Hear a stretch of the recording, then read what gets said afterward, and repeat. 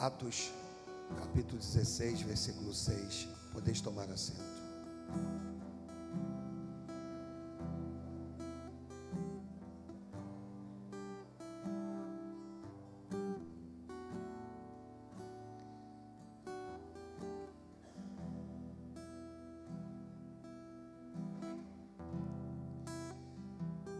E percorrendo a região frígio-gálata,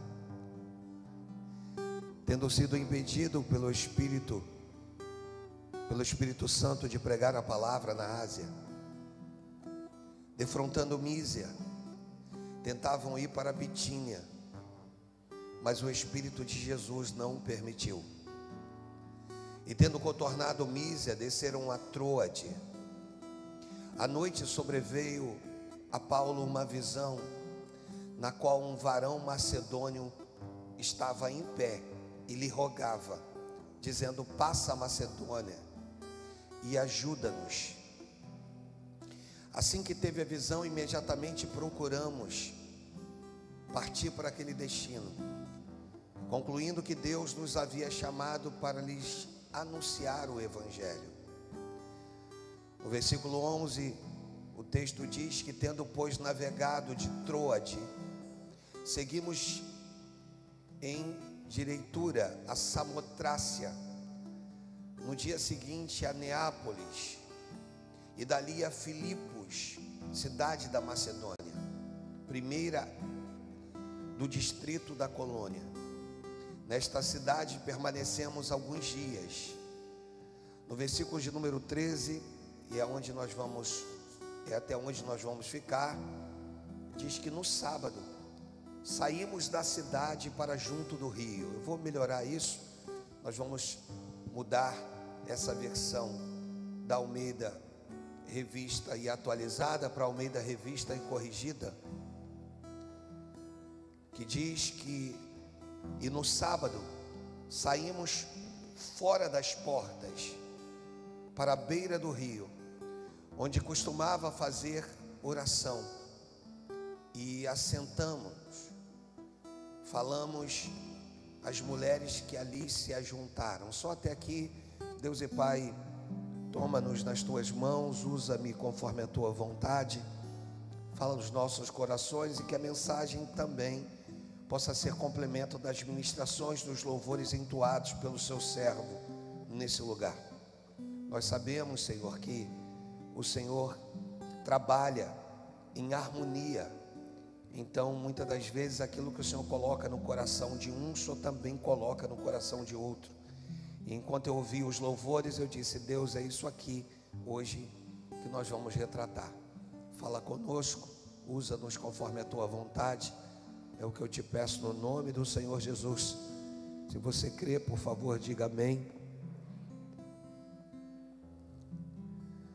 Versículo de número 6 que nós lemos, ele faz parte da segunda viagem missionária do apóstolo Paulo.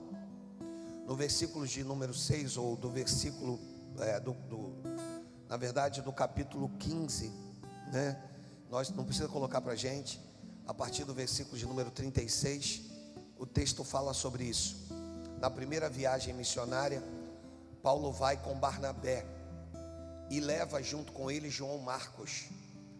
Quem é João Marcos? João Marcos é primo de Barnabé, uma pessoa muito especial, muito querida, e que vai junto com Paulo e com Barnabé. Só que no decorrer dessa ida, João Marcos decide desistir, por medo, por aflição.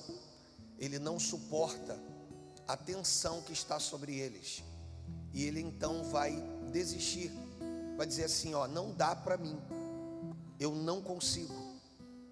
A gente sabe e conhece bem a palavra que Deus não se compraz dos que retrocedem. Só que no caso de João Marcos, não havia um preparo para que ele seguisse a viagem missionária, a primeira viagem missionária com Paulo e Barnabé. Paulo e Barnabé eram muito amigos, só que isso entristece muito o apóstolo Paulo. Barnabé releva por conta de ser seu primo, e agora João Marcos vai voltar. E é interessante isso, porque Deus vai mudar a característica de alguém para receber João Marcos. Como assim? Agora, quem vai discipular João Marcos nesse retorno de João Marcos é o apóstolo Pedro. Esse mesmo Pedro, o cara sanguíneo, o cara que disse para Jesus: se és tu, me permita ir ter contigo por sobre as águas. O cara que negou Jesus antes da troca da guarda durante 3 vezes. É desse que eu estou falando. É esse cara que é tido como aquele que é o líder da igreja. Não sei se você sabe disso, mas a primeira vez que a palavra igreja é pronunciada é justamente se referindo a Pedro, dizendo para ele: olha Pedro, tu és Petros, eu sou Petra, pedra principal, pedra angular, pedra de esquina, mas tu és Petros, tu és um pequeno fragmento de pedra nessa construção. E o Senhor diz para Pedro pela primeira vez: e as portas do inferno não prevalecerão contra a igreja de Cristo. É a primeira vez que a palavra igreja é citada. Num lugar tenebroso, onde os judeus evitavam passar, porque ali tinha o Hades, ou o Hades, como queira, que é o início daquilo que se demonstraria como inferno. Naquele lugar também tinha o templo da Afrodite e outros templos. Então era um lugar que os judeus evitavam, porque de fato era um lugar muito tenebroso. Jesus pega os seus discípulos e agora vai levar a eles a um lugar muito tenebroso, né? Onde, deixa eu voltar a falar, onde os judeus evitavam passar por aquele lugar. E naquele lugar ele vai dizer: está vendo tudo isso aqui? Está vendo o mal que impera nesse lugar? Mas eu vim dizer para vocês que as portas do inferno não prevalecerão contra a igreja de Cristo. Amém, amados? E ali Jesus vai perguntar para os discípulos: que dizeis que eu sois? O que eles falam a meu respeito? Os discípulos então vão dizer: ah, Senhor, uns dizem que tu és Jeremias, outros que tu és um dos profetas. Aí Jesus vira para eles e vai dizer assim: e vós, que dizeis que eu sois? Se levanta Pedro para dizer: tu és o Cristo, o Filho do Deus vivo. Prontamente Jesus responde a ele dizendo o seguinte: bem disseste, Simão, pois não foste nem carne nem sangue que te revelaram, mas o Espírito do meu Pai que te revelou. Ou seja, o Espírito do meu Pai revelou ao teu Espírito. Também tu és Pedro, e sobre essa pedra edificarei a minha igreja, e as portas do inferno não prevalecerão contra ela. Dar-te-ei as chaves nos céus, e tudo quanto pôs ligardes na terra terá sido ligado no céu, e o que desligardes na terra terá sido desligado no céu. Agora, esse apóstolo Pedro, que é tido como o líder da igreja, ele que recebe a revelação, pois a revelação foi dada a ele, o Senhor Deus, através do seu Espírito, revela ao apóstolo Pedro. Esse Pedro, que agora passa por um processo lindo e maravilhoso, porque no Evangelho de João, no capítulo 21, quando o Senhor Jesus pergunta para Pedro: Pedro, tu me amas? Na verdade, Pedro diz: sim, Senhor, eu te amo. E o Senhor então apacenta os meus cordeirinhos. O que Deus faz através de Cristo com Pedro é descer no nível do entendimento de Pedro. Pois quando ele diz: sim, Senhor, eu te amo, Jesus entende: não, Pedro, você ainda não entendeu. Mas você não entendeu porque eu não cheguei no nível do teu entendimento. E Jesus pergunta novamente. Algumas pessoas, de forma errada, dizem que pelo fato de Jesus perguntar 3 vezes a Pedro, é porque Pedro havia negado 3 vezes. Não, na verdade Jesus vai descer no nível do entendimento de Pedro, para que ele compreenda de fato o que significava o amor do Senhor para com ele. Tu me amas, aí depois tu me amas, aí depois tu me amas, e aí a Bíblia diz que Pedro se cala. Aí o Senhor olha e diz: agora você começou a entender. Porque quando você se cala, significa que agora você entendeu. Ah, não é o fato de você ter me negado 3 vezes, Pedro, não. é o fato de que o amor que eu estou oferecendo para a humanidade vai muito mais além do que o entendimento de vocês. Esse Pedro que foi tratado é o Pedro que agora vai tratar João Marcos. João Marcos volta na segunda viagem missionária e agora vai ser tratado por Pedro, aquele que eu havia dito, o sanguíneo, aquele que não media palavras, aquele que de repente se reportava a Jesus prontamente. Agora vai ser o cara que vai virar para João Marcos e vai dizer assim: senta aqui, querido, o que houve? João Marcos chega para ele e diz assim: o que houve foi o seguinte, eu estava com o apóstolo Paulo e Barnabé, eu vi a fé deles, eu vi a ousadia deles, e eu tive medo e pedi para não fazer parte dessa viagem missionária.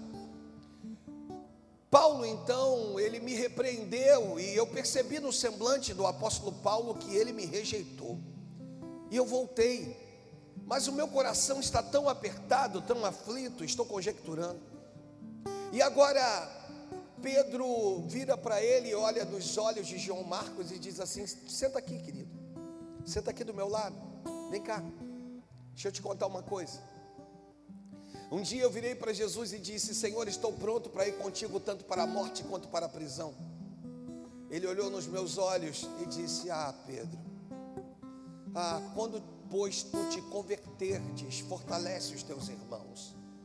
Eu achei aquelas palavras tão pesadas, porque eu já caminhava com ele 3 anos, mas ele me conhecia melhor que qualquer um. Existe um Deus que te conhece melhor do que qualquer pessoa. Você pode ter o casamento mais bem sucedido, você pode ter um enlace matrimonial mais harmônico, mas só Deus te conhece no profundo. E ele vira para João Marcos e diz: olha, aconteceu isso aqui comigo, mas você acredita que o amor dele foi tão grande por mim? Você acredita que quando eu questionei, inclusive a respeito de Judas Iscariotes, o que aconteceria com ele, lá no final do capítulo 21 do Evangelho de João, ele olhou nos meus olhos e disse: o que você tem com isso? Se eu quiser que ele viva até que eu volte, o que você tem com isso? O que te importa é fazer a minha obra, o que te importa é seguir em frente. E ali eu comecei a entender o amor dele por mim. É como se Pedro dissesse para João Marcos na segunda viagem, ou melhor, na primeira viagem missionária. É como se Pedro virasse para ele e dissesse assim: olha, eu entendo o amor dele, e eu sei que ele te ama. Não fica assim não, porque você não foi útil agora, mas você vai ser útil lá na frente. E aquilo desenvolve em João Marcos um sentimento de que Deus me ama. E assim foi o que aconteceu. Na segunda viagem missionária, Barnabé convida novamente João Marcos.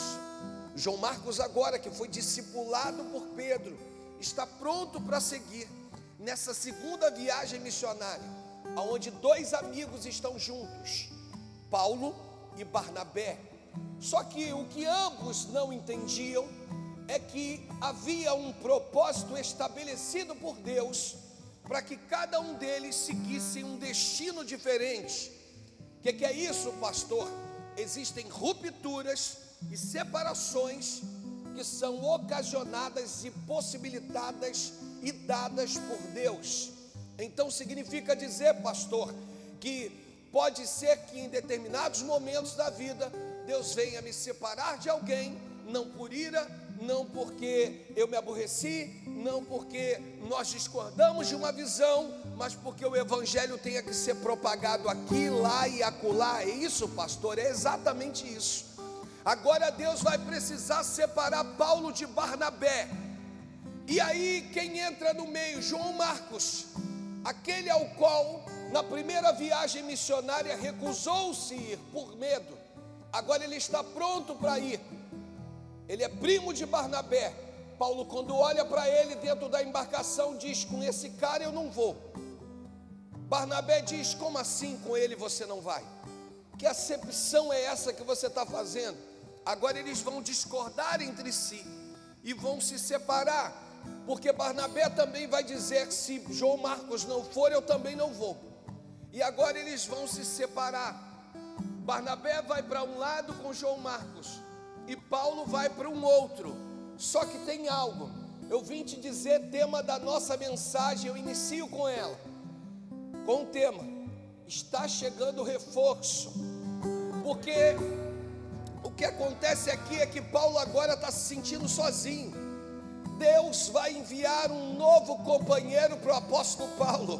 Você não pegou? Pegue aí no teu espírito. Agora Deus vai enviar Silas. Quem é Silas? Silas é um profeta. Por quê, pastor? Porque mais à frente, quando eles estiverem presos e eles forem adorar e orar, Deus ia precisar unir duas forças diferentes para que os alicerces da cadeia fossem abalados. Deus ia precisar unir uma voz profética com uma voz apostólica, que era do apóstolo Paulo. Então eu vim te dizer que algumas coisas que você ainda não está entendendo, Deus vira e diz: eu estou no controle de todas elas.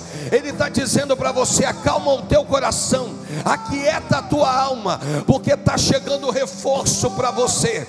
Agora Silas, que não imaginou ser um próximo companheiro do apóstolo Paulo, Deus está dizendo assim: eu estou mudando companheiros, eu estou te dando uma nova visão, eu estou te dando uma nova unção. Você está entendendo isso?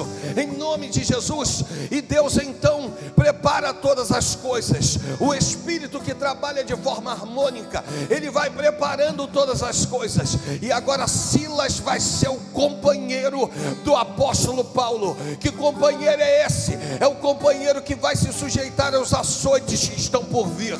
Deus está colocando pessoas na sua direção que vão suportar os açoites que estão por vir, em nome de Jesus, sem reclamar, sem murmurar. É quando o apóstolo Paulo pergunta para Silas, dizendo: Silas, o que você está sentindo depois dos açoites? Aí Silas diz: meu Senhor, eu sinto dores em todas as partes do meu corpo. E Paulo vira para ele e diz assim: mas e a tua boca e os seus lábios? Silas diz assim: Senhor, eu ainda consigo falar. E aí Paulo pergunta: estou conjecturando, você consegue orar? Aí Silas diz: eu consigo. Então tu vai orar que eu vou louvar.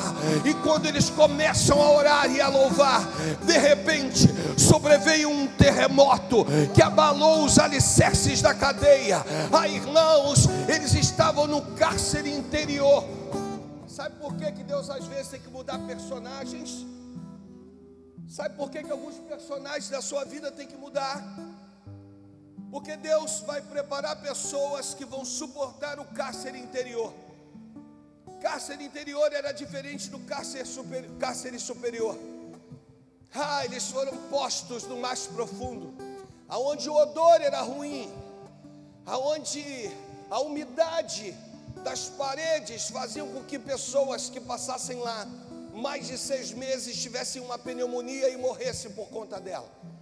Eles estão e foram levados à parte inferior. Deixa eu te falar, Deus muda personagens, Deus muda pessoas, para te mostrar que essas pessoas que Ele está colocando na sua vida são pessoas que vão suportar o cárcere interior. O que acontece aqui é que Deus vai mexer com as placas tectônicas, mas não vai abalar o cárcere superior.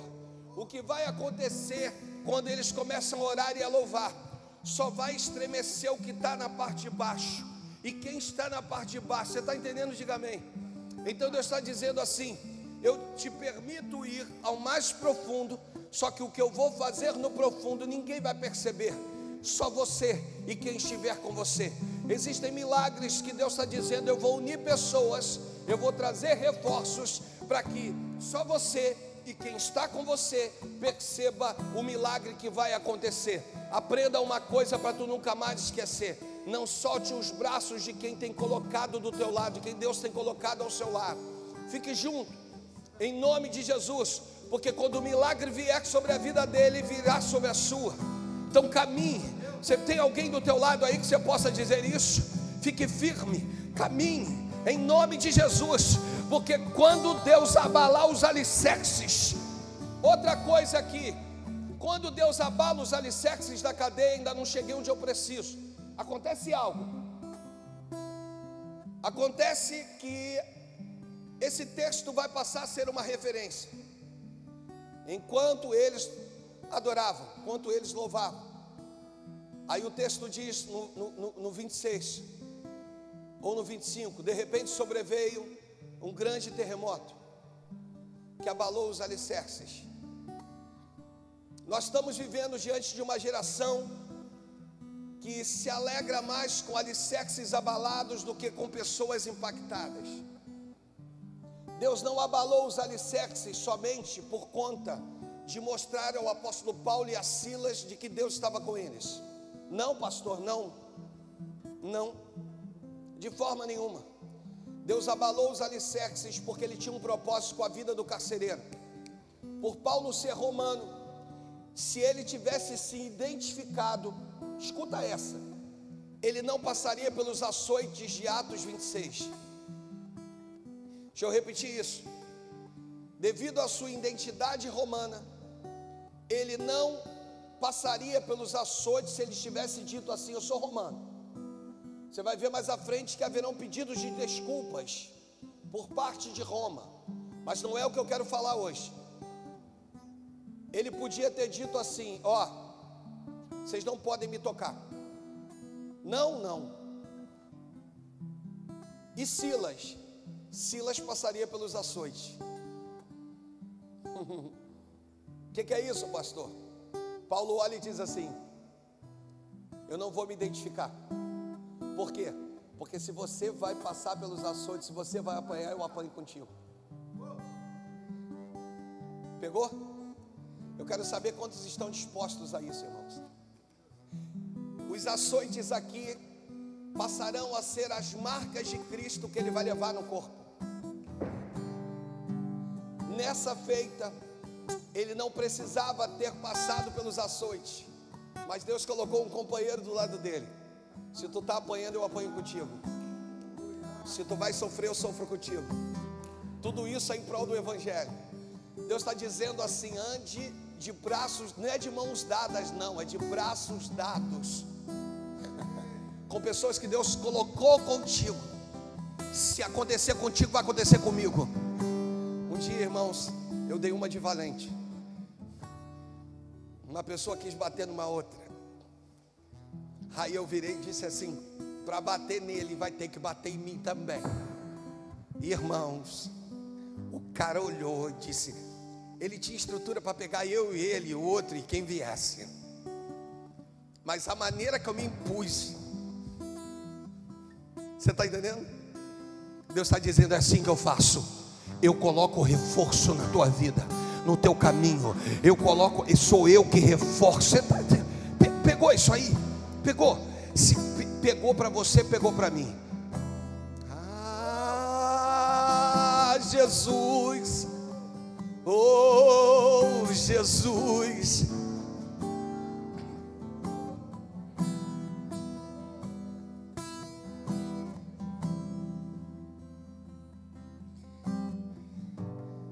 No versículo 6, percorrendo a região de Frígio-Gálata, tendo sido impedido pelo Espírito Santo de pregar a palavra na Ásia, eles estão prontos para ir para a Ásia. E aí o texto diz que eles vão ser impedidos pelo Espírito Santo. Eu gosto disso, porque em duas narrativas o apóstolo Paulo vai ser impedido. Uma, o texto vai dizer que é pelo Espírito Santo. Aos Tessalonicenses, o texto vai dizer que ele é impedido por Satanás. E aí eu fico pensando, pastor, do como pode Satanás impedir alguém que é lavado e remido? E aí quando você vai estudar esse texto de Tessalonicenses, você vai dizer, você vai entender que Deus usa quem Ele quer para te impedir de chegar onde não é propósito. Então o fato de Satanás ter sido usado em Tessalonicenses não faz dele poderoso, e sim instrumento. Repita comigo: Deus usa quem Ele quer. Deus pode usar o espírita, Deus pode usar. A gente tem que ter muito cuidado hoje, que mensagem assim que já vai para o YouTube direto, que está sendo ao vivo, é muito complicado. Mas repita comigo, diga assim: Deus usa quem Ele quer para me abençoar. E o fato do apóstolo Paulo ter sido impedido mostra que não havia um propósito, não existia um propósito de Deus de que ele fosse para aquele lugar. Aqui o texto diz que o propósito não era a Ásia. Entendeu não? O propósito não era a Ásia. Não, pastor, não. O que isso mostra? Mostra que você pode estar firme e certo das tuas convicções. Mas hoje Deus te trouxe aqui para dizer: perca todas as suas razões. Evangelho é perder as razões. Vamos lá, evangelho é? Tu acha que tu está indo para lá, daqui a pouco sopra. Como assim, pastor? Evangelho de João capítulo 3, versículo 8. É isso que tu tem que entender. O vento sopra para onde ele quer. Ele te leva. Você percebe, você ouve. Você não pode apalpá-lo, você não pode segurá-lo, não tem jeito. Você não consegue, você não tem esse poder. O vento sopra, ouves a sua voz, mas não sabes de onde vem, nem para onde vai. Assim é todo aquele que é nascido do Espírito.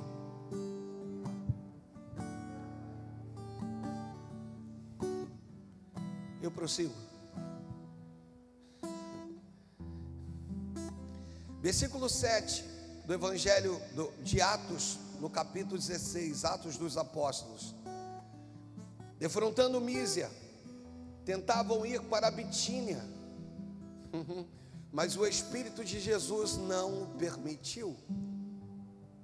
Ah, meu Deus, olha que coisa legal.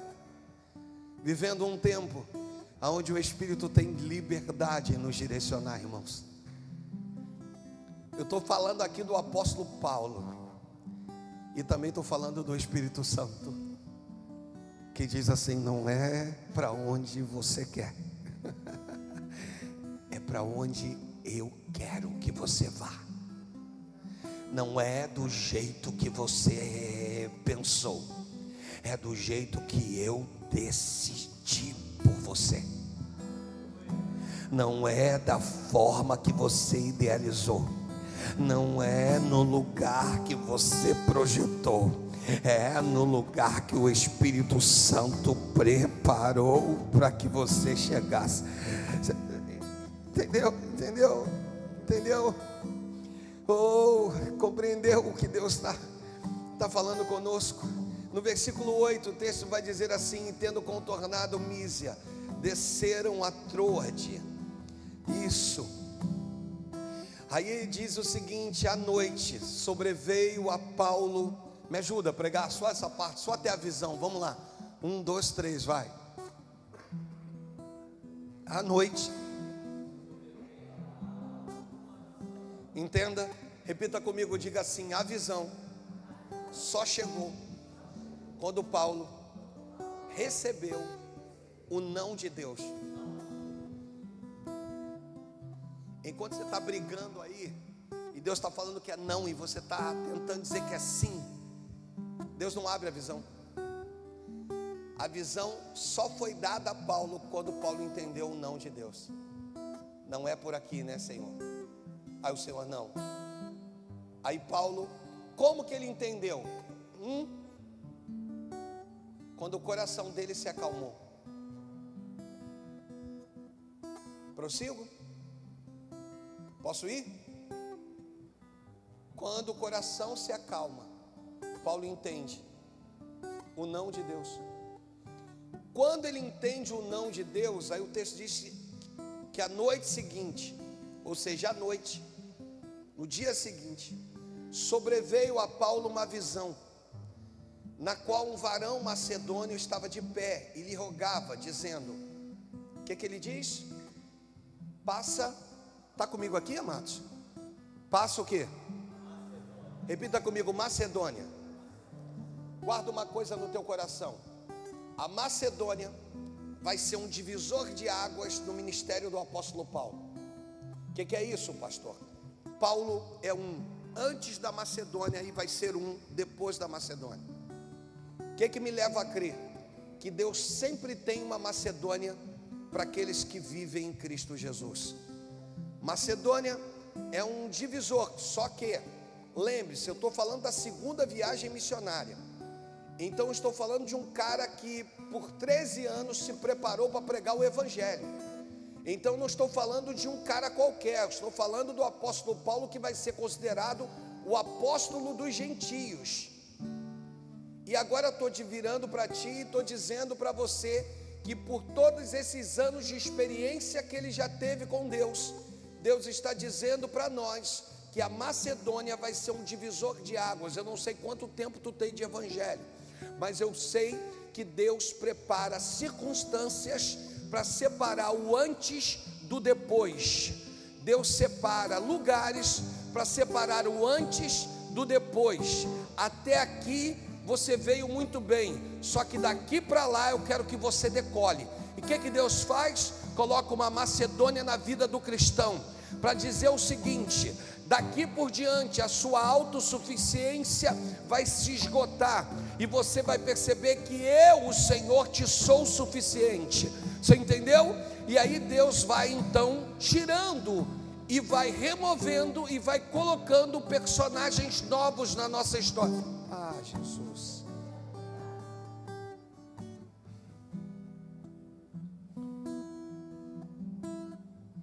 Repita comigo, diga assim: só depois que eu aceito o não, é que Deus abre os meus olhos. E o que significa isso? Que os meus olhos serão abertos depois que eu entendo o não de Deus. Não. Não.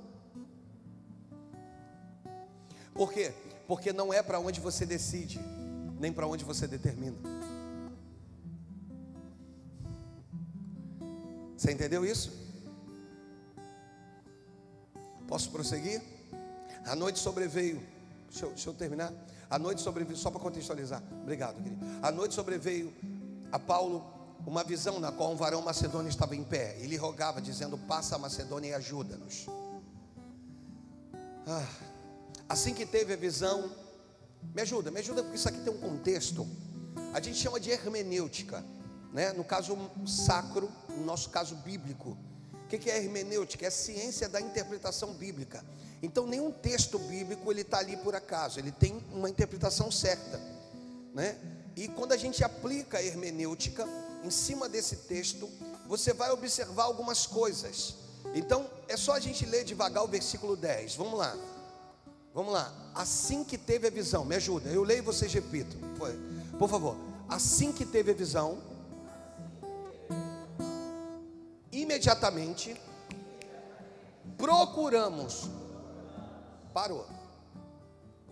Assim que teve a visão singular, imediatamente procuramos plural. Quem teve a visão? Paulo. Quem teve a visão? E por que o texto então está dizendo procuramos? O texto não podia dizer eu procurei. Quem teve a visão? E ele tinha seus discípulos. O texto diz que Paulo tem a visão, mas seus discípulos estão tão alinhados com ele, que Deus deu a visão a Paulo. Deixa eu melhorar isso. Deus, a geração de Abraão é linda, é a geração que ouve a voz de Deus. A geração de Abraão é a geração, só que mais bonita é a geração de Isaac. Por quê? Porque a geração de Isaac não precisa ouvir a voz. Não, pastor, não.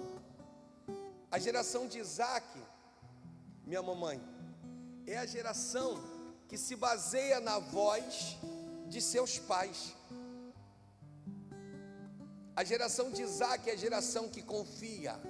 Deus não falou comigo, mas falou com meu pai Abraão.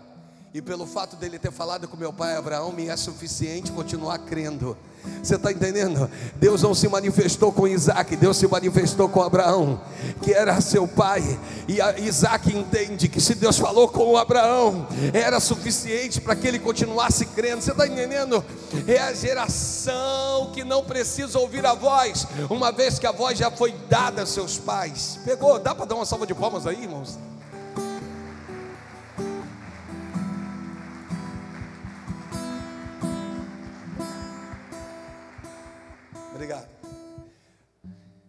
Obrigado não é pelas palmas não, eu falei com o menino lá em cima.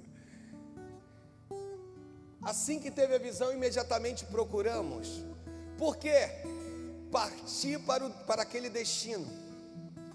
Ou seja, Paulo tem a visão, seus liderados percebem que alguma coisa aconteceu, uma visão foi dada a ele, e quando ele começa a caminhar, irmãos, todo mundo levanta, desarma a tenda e diz: vamos embora. Paulo já se levantou: vamos embora, porque eu tenho certeza que ele é um ser iluminado. Quando Paulo se levanta, imediatamente procuramos. Ah, irmãos, isso é lindo demais. Isso é bonito demais, porque o levantar do apóstolo Paulo é suficiente para que todos percebam que agora a estadia daquele lugar findou, e que agora eles têm um novo lugar para seguir. Você entendeu até aí? Por favor, diga amém. Procuramos partir para o destino, concluindo que Deus nos havia chamado para lhes anunciar o Evangelho. Aí o texto continua: tendo, pois, navegado de Troade. Eu queria ter tempo para parar aqui nesse 11 também com vocês, mas eu vou seguir para a gente terminar essa mensagem. Tendo, pois, navegado de Troade, seguimos a direitura a Samotrácia, no dia seguinte a Neápolis, e dali a Filipos, a cidade da Macedônia, primeiro distrito da colônia. Nesta cidade permanecemos alguns dias. Esse 11 e 12 é fantástico, irmãos, mas eu vou prosseguir. Versículo 13: e no dia de sábado, vamos lá, saímos fora das portas para a beira do rio, onde costumava fazer oração.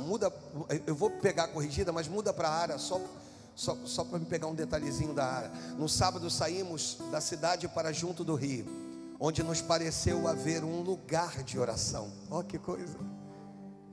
Sabe quando esses que estão com o apóstolo Paulo estão desejosos para falar com Deus, estão desejosos para se colocar diante do Senhor, e agora eles estão procurando por um lugar de oração. De repente eles chegam na beira de um rio, e na beira daquele rio, a Bíblia diz que lá já tinham mulheres reunidas. Eu vim te dizer que está chegando reforço para você. Essa situação que você está vivendo, essa falta de paz, está chegando reforço para você. Nesse texto eu aprendo que quando eles estão se aproximando desse lugar de oração, na beira de um rio, irmãos, automaticamente o texto começa a mostrar, pode mudar a versão, o texto começa a mostrar que lá reunidas já haviam mulheres. Se você não entendeu, você começa a entender a partir desse momento. São pessoas que Deus vai mudar rotas, destinos.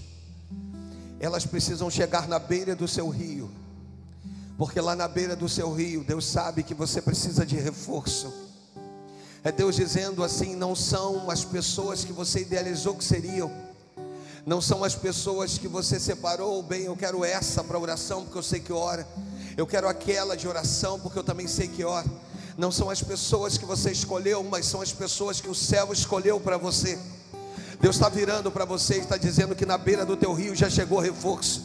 Você nem chegou lá, mas já tem gente preparado, já tem gente saindo de casa, e Deus já colocou no coração dessas pessoas caminhar para a beira do teu rio, porque elas sabem, e o Espírito começou a dizer para elas: olha, vai chegar pessoas aflitas, com coração aflito, e vocês serão instrumentos para que o céu se mova a favor delas. Então o apóstolo Paulo começa a andar com os seus discípulos, e ele caminha para a beira de um rio. Irmãos, isso aqui alimenta a minha alma, alimenta o meu coração, porque nos momentos mais difíceis da minha vida, Deus colocou pessoas na beira do meu rio, e Deus está dizendo: eu vou colocar pessoas na beira do teu rio. Deixa eu repetir isso, que é o tema da nossa meditação. Está chegando o reforço, em nome de Jesus.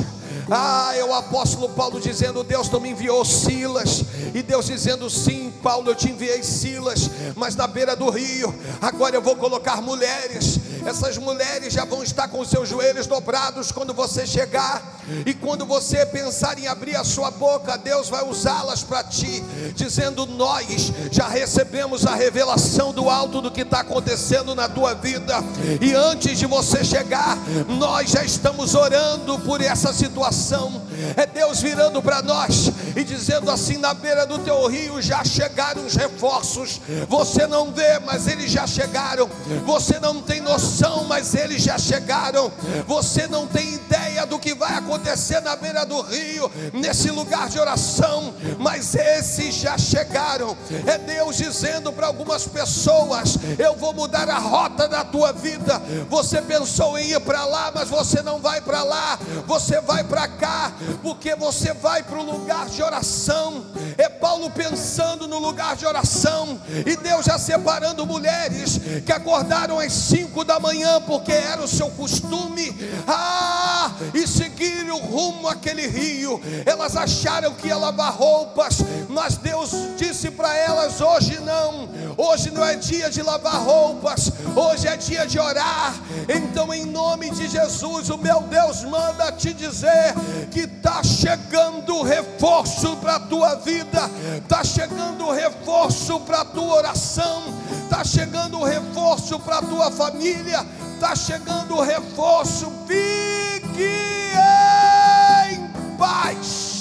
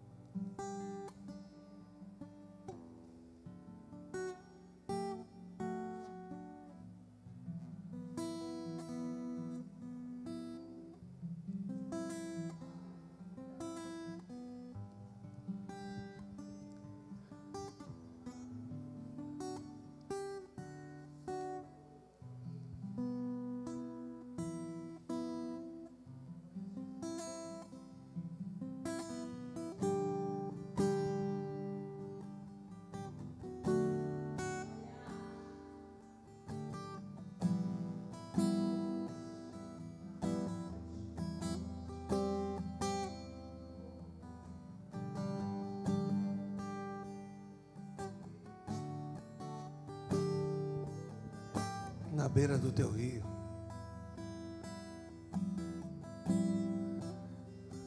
o reforço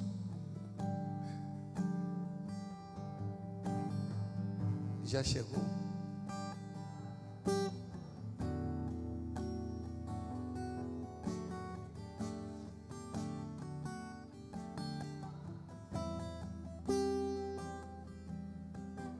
Quem tentará contra o braço do Senhor?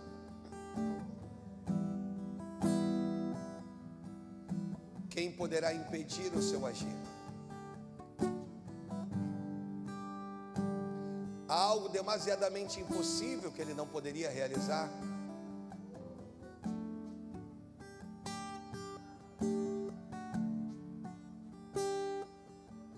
Um Deus que muda rotas, destinos, só por você. Só por você.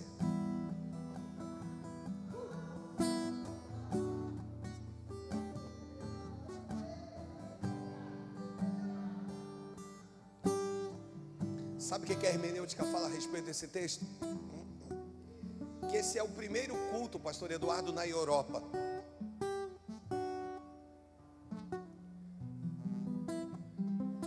Primeiro culto com conversões na Europa.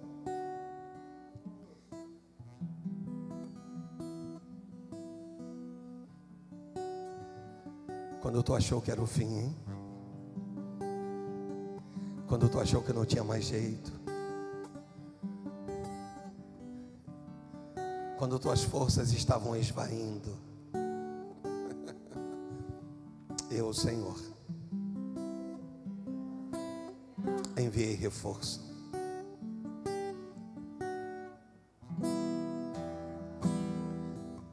Reforço.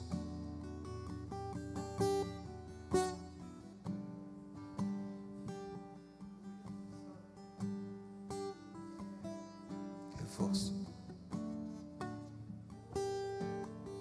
Oh. Ei.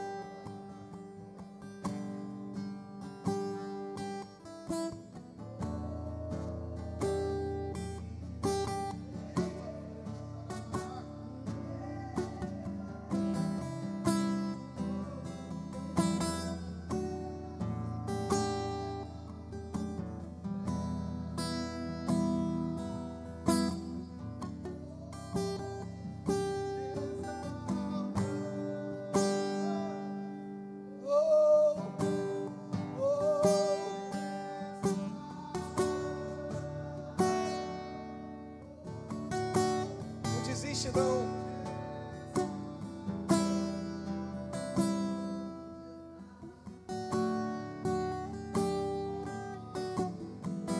Não chuta o balde, não. Está chegando o reforço.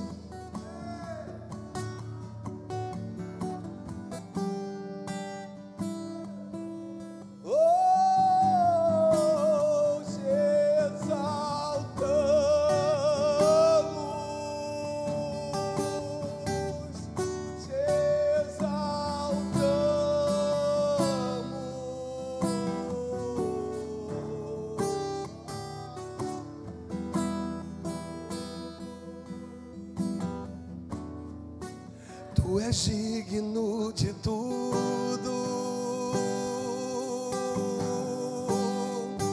Tu és digno de tudo. Pois tudo vem de ti e tudo é para ti.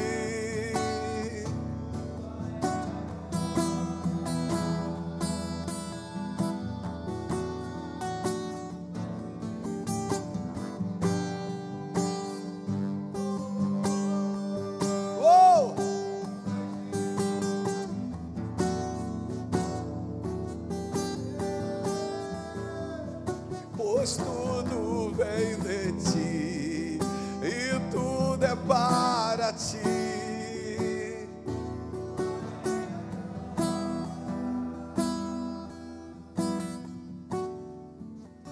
Te exaltamos.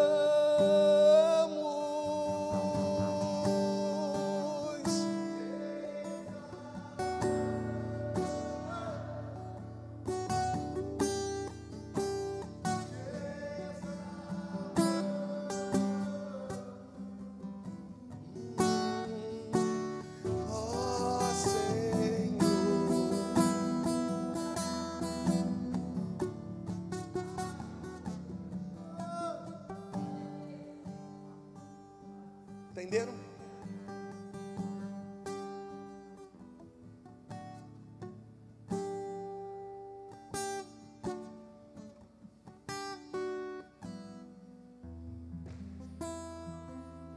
É complicado, porque quando a gente não está muito habituado com isso, Dinho, eu sei porque eu nasci na igreja que você serve esses anos todos, e me orgulho por isso. Mas entendeu que tem um apóstolo Paulo caminhando? Já tem você e Rosimaia na beira do rio, de joelho dobrado. sem entender o que está acontecendo, mas já tem uma liderança caminhando, dizendo assim: eu preciso de reforço de oração. E aí, Deus, eu vou disponibilizar pessoas para estar em oração para tarde. Quando Paulo chega, o culto está pronto, irmãos, para acontecer. Quando o apóstolo Paulo chega, agora vai ser a primeira concentração que vai marcar a história. Dali por diante, as coisas se farão diferentes. Aquelas que estão ali precisando de receber uma palavra, vão receber uma palavra e levá-la para sua casa. Depois eu falo sobre isso. É Deus virando para você e dizendo o seguinte: seja um reforço de oração da vida de alguém. Porque às vezes você quer que pessoas sejam um reforço de oração da sua vida, mas seja um reforço de oração da vida de alguém. E orar é o seguinte, irmãos: orar muitas das vezes é em silêncio. Em silêncio que eu digo, em silêncio diante de homens. Sua voz só ecoa diante dos céus. Quem está falando com Deus. Quem está ao entorno não está entendendo nada, mas quem está se pronunciando está falando com Deus. Amém, irmãos? Você pode dar uma salva de palmas ao Senhor Jesus, em nome de Jesus. Aleluia. Glorificado e exaltado seja o nome do Senhor. Aleluia. Obrigado, Du, pela